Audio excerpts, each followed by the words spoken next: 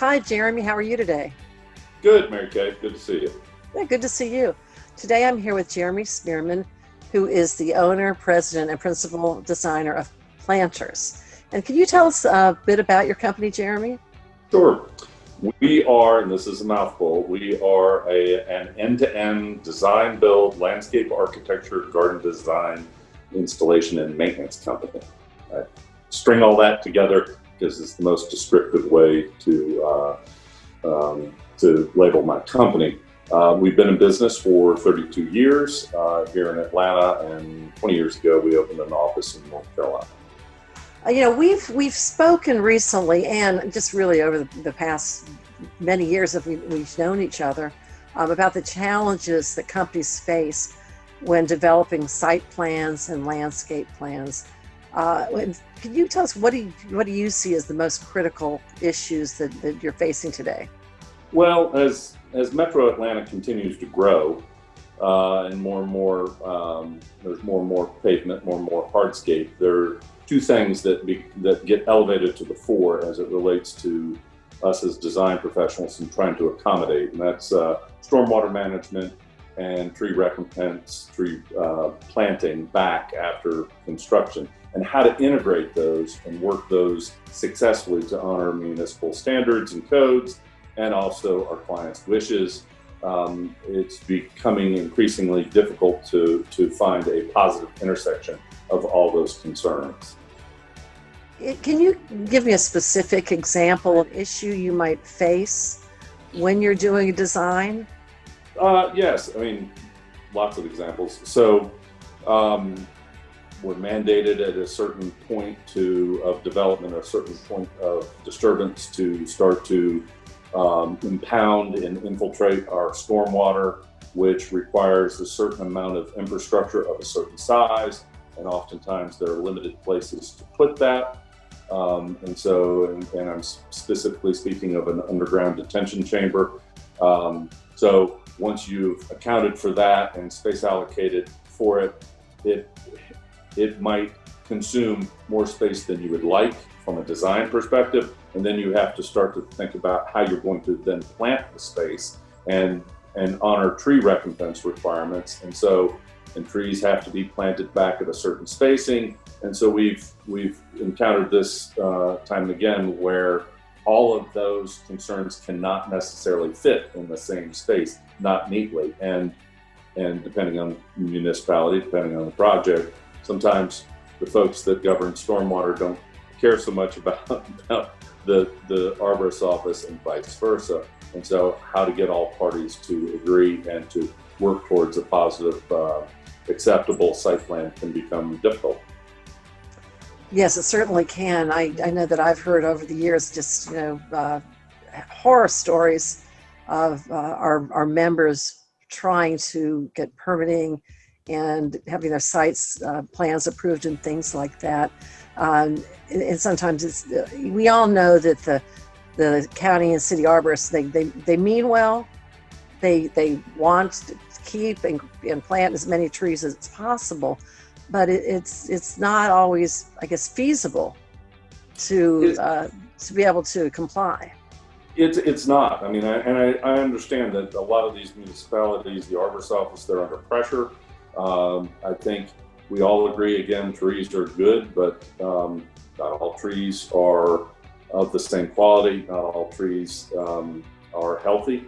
And so the guidelines that we have to abide by now, sometimes it's a one-size-fits-all approach. There's just not an element of practicality.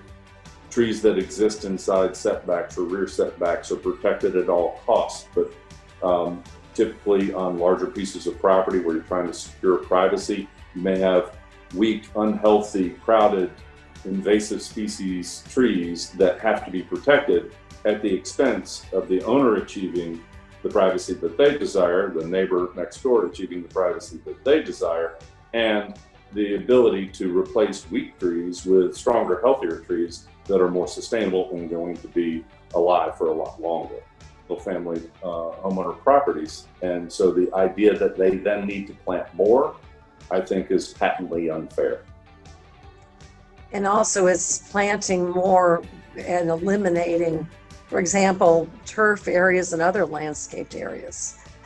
Yeah, I think that, there are lots of different initiatives from various municipalities and their ordinances, but one of the ones that keeps coming up is mandating a certain percentage of canopy coverage, and that becomes difficult. It becomes a mathematical impossibility. If you have a 5-acre lot and you have a 3-acre buildable area, and these are made up examples, and you are allowed to remove the trees in the 3 acres, but have to plant back as recompense a 1-to-1 ratio. Well, you're now having to plant that's the number of trees that you removed in a much smaller area. Oh, but by the way, you have to plant them at a certain spacing. That can't happen. And so one of the stated goals that we had heard from one municipality was that, yes, they wanted more canopy coverage on single family properties, so that they could legislate away lawns. Lawns were bad. And I think that's a very slippery slope, a very unfortunate turn of events, particularly for those of us in the green industry. Whether it's children or pets, that green lawn of some sort is a nice thing to have, and it's also good for erosion control and stormwater. To paint any landscape element with such a broad brush is just unfair. And when you, as a homeowner, when you buy a piece of property, and as a parent, if you have children who would like a play area, to be told that you can't have that, I think that's frankly government overreach. Yes, and the professionals in our industry, the design professionals, you are all good stewards of the land. That's important to you. That's why you're in the business.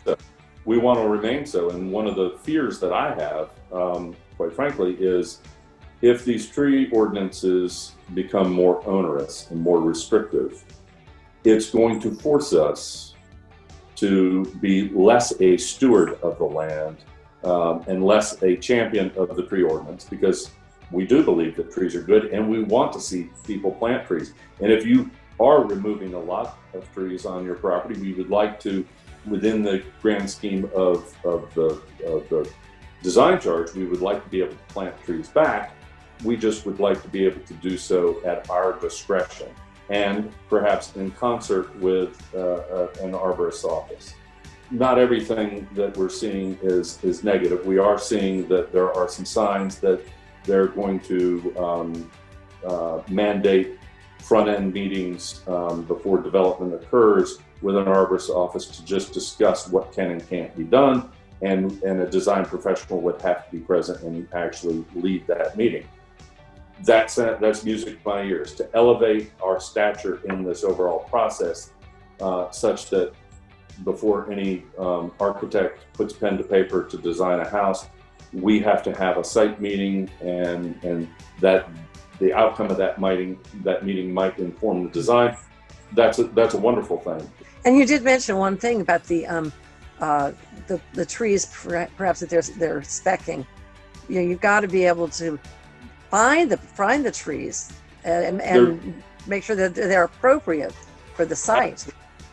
So there's a new push to use natives, and we love natives. There's nothing wrong with natives, but many of the native species that I've seen show up, particularly on the City of Atlanta proposed list, are not species of trees that I'm used to finding in commerce. I've been around a long time.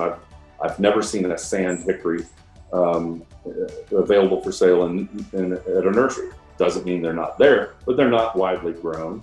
And so if we're going to be punished for not planting these trees, or only allowed to plant those trees, or only going to get credit for planting those types of trees, then they need to be available in the nurseries. And so the tree ordinances can get enacted relatively quickly, and it will take years for the commercial nursery industry to catch up.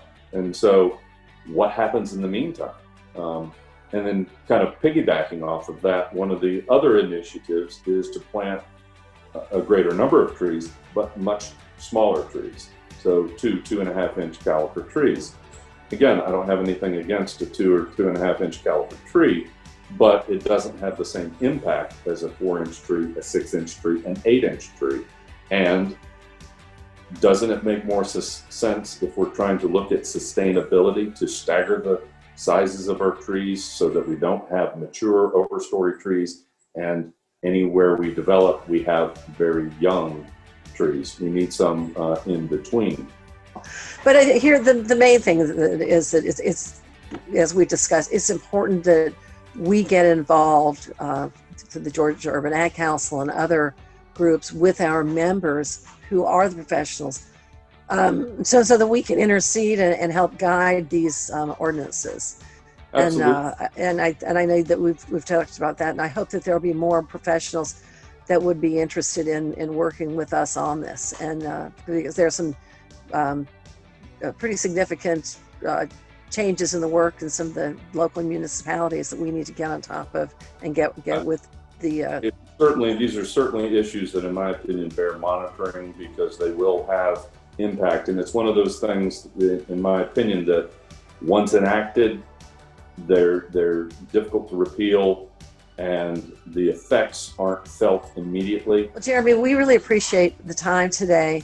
You have been a wonderful, longtime supporter of the Georgia Urban Ag Council. You're a seed sponsor, which is even a level up above your membership, and I think it shows you have great confidence in us, and I appreciate that. And we just think you're a terrific member and a terrific company, so thank you. Thank you very much, Mary Kay. Always appreciate talking to you, and certainly appreciate all you do for the industry.